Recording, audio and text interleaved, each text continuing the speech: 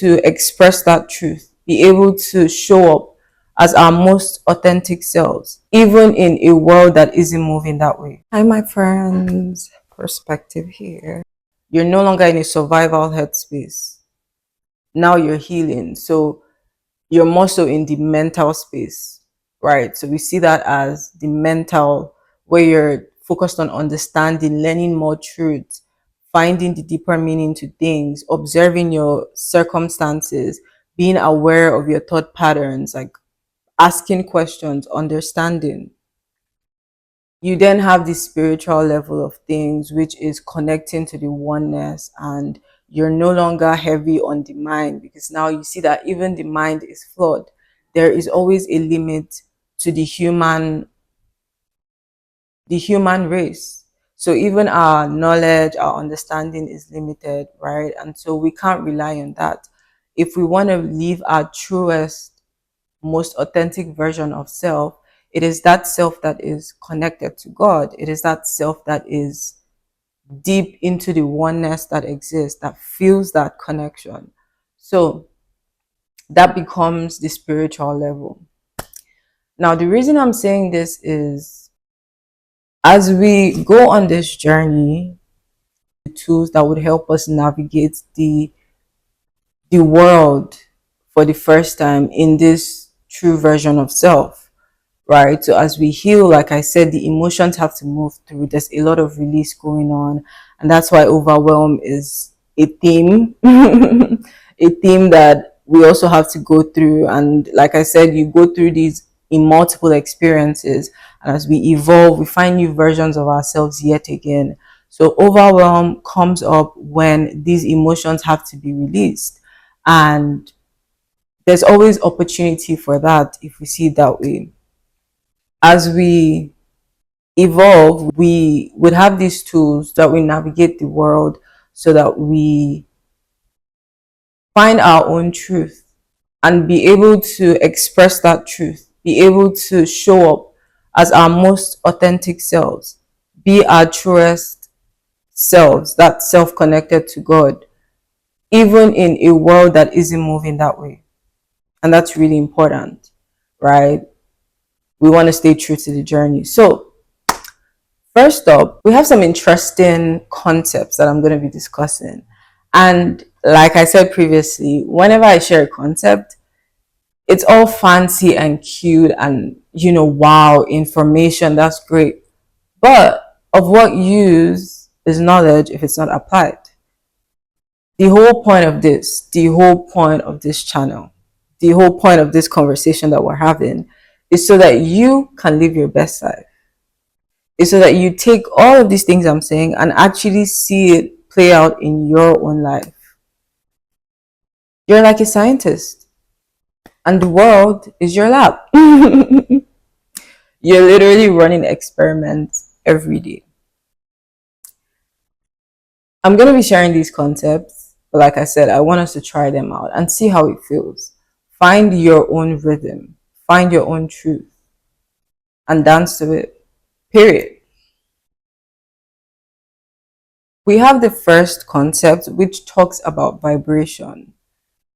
It says that everything vibrates. And I have touched on this in the previous episodes where I was sharing how life, nature is constantly changing.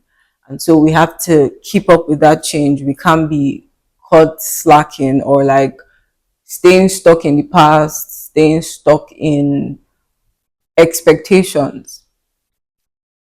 So that really is branching off of this concept, of this law that everything vibrates, everything is in constant motion, even though it doesn't seem that way because you are in constant motion. So it's like if your emotion or something is emotion, you probably not feel it, right?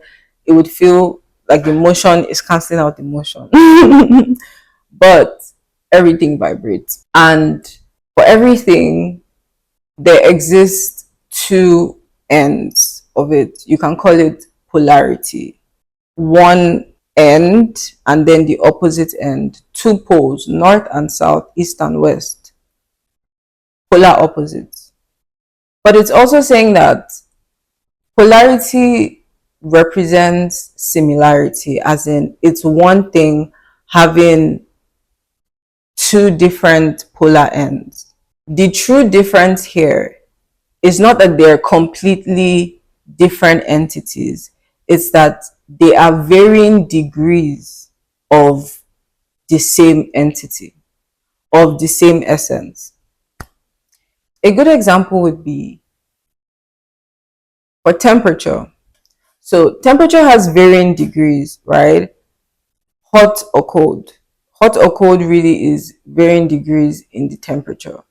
So as the higher the degrees Celsius is, the higher the temperature, the lower it is, the lower the degrees, the lower the temperature. And a lower temperature just means it's cold, and a higher temperature means it is hot.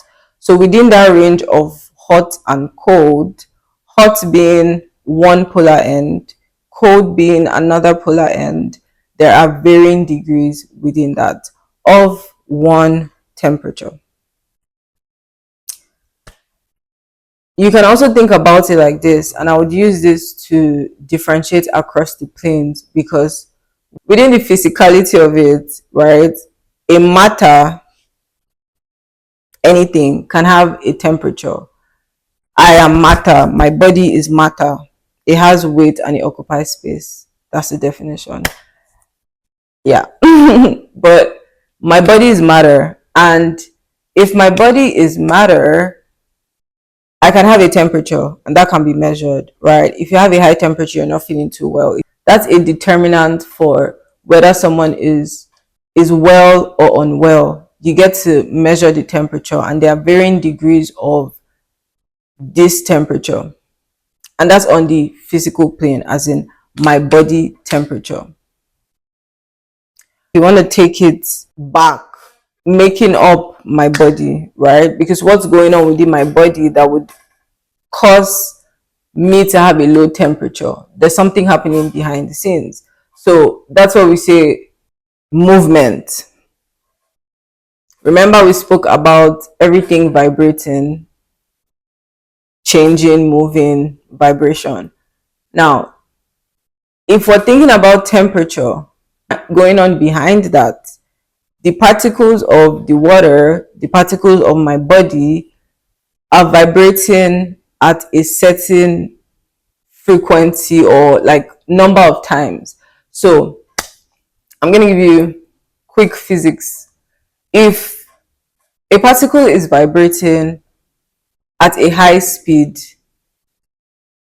that means the temperature has increased, because an increase in temperature would cause something to be hot.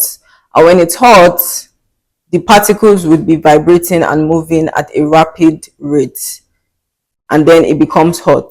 That's why, think about it, if I hit my body like this, as I continue hitting my body, it starts to get warm. So the particles that come together to form my skin start to move. The cells, you can call it like that, start to move rapidly. But all that to say, you see that there is vibration going on in terms of movement behind the scenes that causes the change in the temperature of the water. Yes. So the change in the temperature of the water occurs because there is movement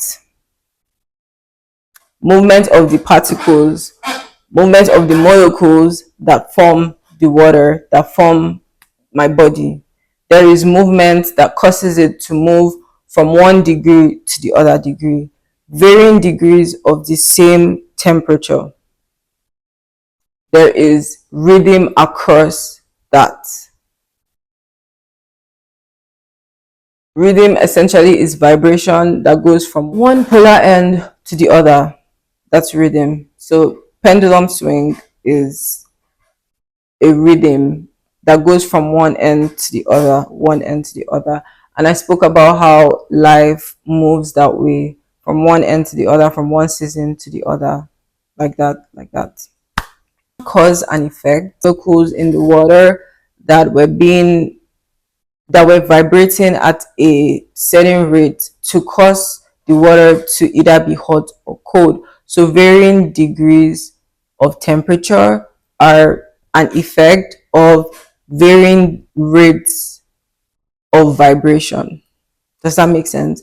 Varying degrees of temperature are a result or an effect of varying rates of vibration.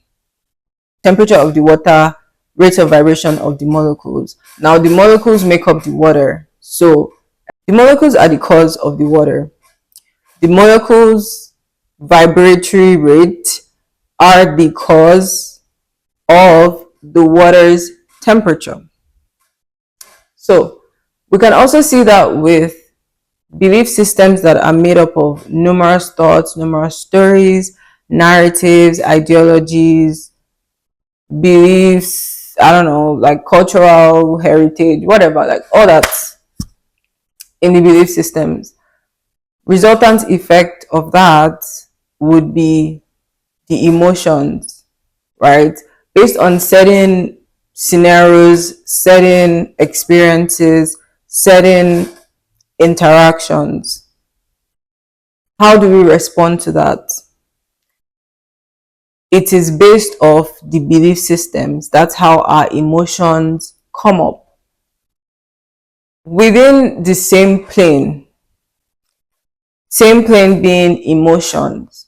Emotions is on that plane just before the physical side of things. When we think about belief systems that consist of thoughts that shape the emotions, that shape the actions. The emotions is just before the physical plane and after the mental plane. So, emotions on that level. Within emotions, let's say emotional response to a new experience. I'm going to use that as my example moving forward so that we have that at the back of our minds. Now, emotion is within the same plane, right? Emotional plane. We have different emotions. That's not what we're talking about. We want a more contextual, a more particular scenario because we cannot deal with things that are not of the same nature within this gist. Okay, let's go back to it. Emotional response to a new experience. You want to do something for the first time. You want to, there's this like new thing, whatever that is, you want to do it for the first time. Usually, people who are in the wounded headspace would most likely be fearful of a new experience. So that's emotion is fear. That is like an extreme low point. That's an extremely heavy emotion. Or some people might be excited. That is a more positive, a more enlightening way to see or respond to that experience that is new. So we have fear and we have excitement. Now, within this gist, it's tagged as transmutation, right? Saying this is again as you go into the world, if you're connected and your identity is connected to certain groups that are not on this journey with you, then the tendencies of triggering that shadow side is higher. Now, you would most likely respond in a negative way. How do you, even after going on this journey, how do you have like these extra tools to help you? And that's where we're at. So you have fear, you have excitement. Typically, you might move towards fear, right? Instead of moving towards fear, how can I be more excited for the unknown? How can I be trusting so that I'm courageous enough to take the first step, even if it's something I've never done before? How do I move from fear to excitement? How do I move from fear to feeling like, wow, this is an adventure? Yes, nobody has ever done this before, and this is my first time doing it. But instead of me to be fearful and think, what if, 1001 scenarios, that most likely never happens. Instead of me doing that, how do I transform this negative feeling, this negative emotion, to having a more happy outlook towards this? What you're going to do is go back a little bit.